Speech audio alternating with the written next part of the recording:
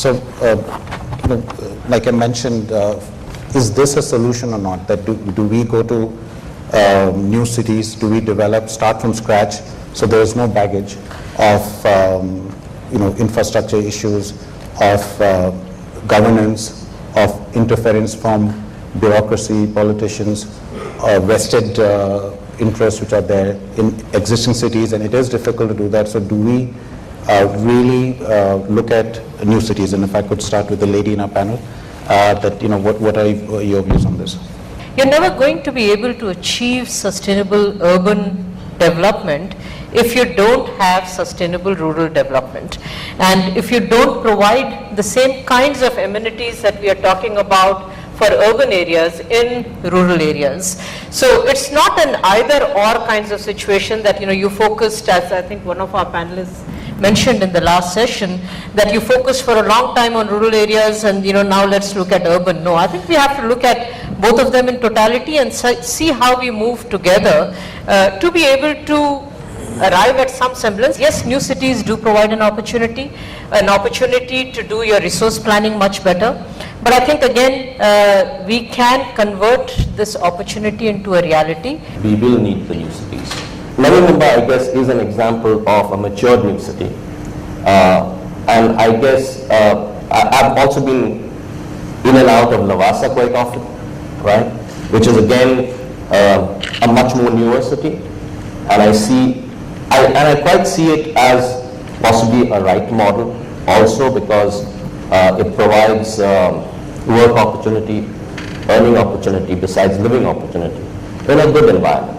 Navi Mumbai, it's a new city, but then every day they're digging up the roads for some reason or the other. Why can't it be planned? I mean, that's the whole problem, is why can't we plan it out better? Maybe since Lavasa or the Mahindra World City in Jaipur and Chennai are private developed, so they plan ahead a lot of things, which is not happening in sort of a government or the state government promoted cities, or whatever you may call it. In contrast to what we see in China, and if you see the figures, when in 1950, when India became a republic, India had 12% of its population in the villages. China had 12% and India had 17%. So we were much ahead of China comparatively. We all know China is an issue, but today China is more than 50-55%.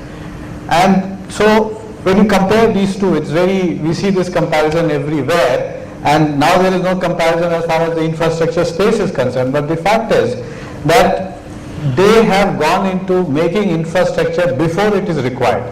In India, it is the other way around. When the demand becomes unbearable and there is enormous pressure, then we look for funds and start planning for it. And then the whole process of implementation starts, which is many roadblocks that we see.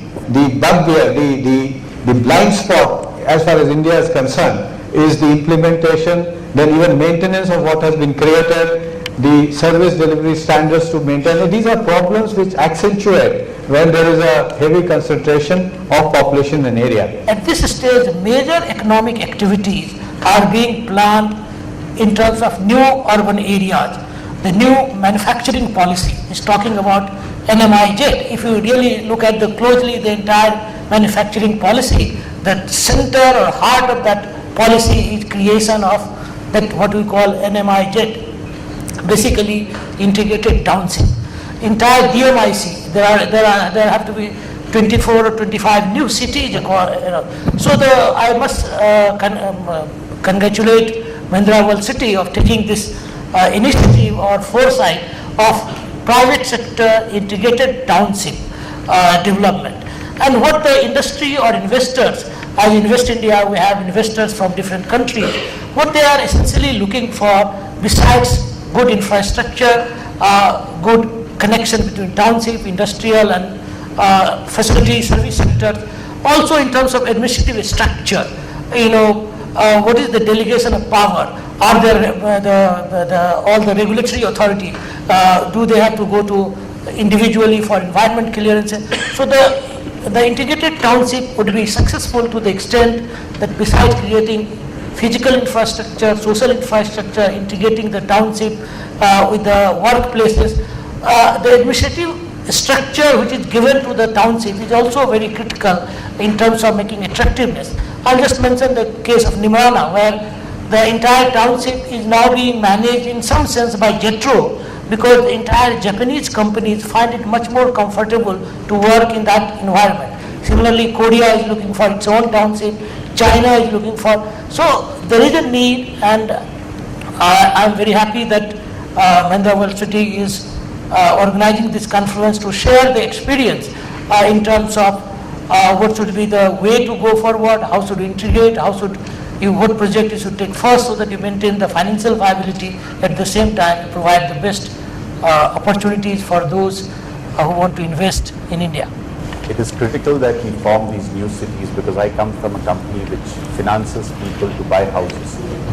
And what I see is we are seeing more and more people who are in that income bracket, which is that middle income bracket, finding it difficult to find properties where all the social and the relevant infrastructure is available.